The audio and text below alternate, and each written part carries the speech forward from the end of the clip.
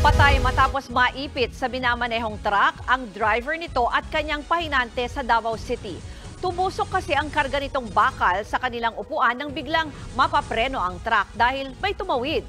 Nasa frontline ng balitang yan, Simon Gualvez. Oh no. Mabilis ang daloy ng trapiko sa Garcia Highway sa Barangay Bunawan sa Davao City kahapon. Maya-maya, biglang huminto ang isang jeep at bumaba ang babaeng ito saka tumawid sa pedestrian lane. Ang kaso, hindi naman naka-go sign ng traffic light.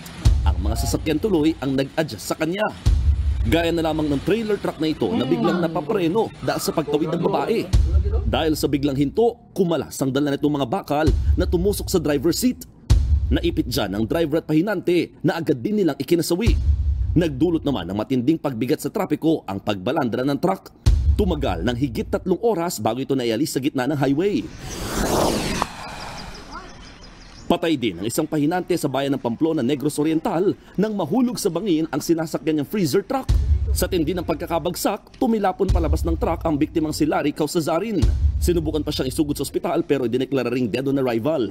4 na oras namang naipit sa loob ng sasakyan ng truck driver bago siya nailigtas. Ayon sa mga otoridad, nawala na kontrol ang driver sa pababa at pakurbang daan ng National Highway.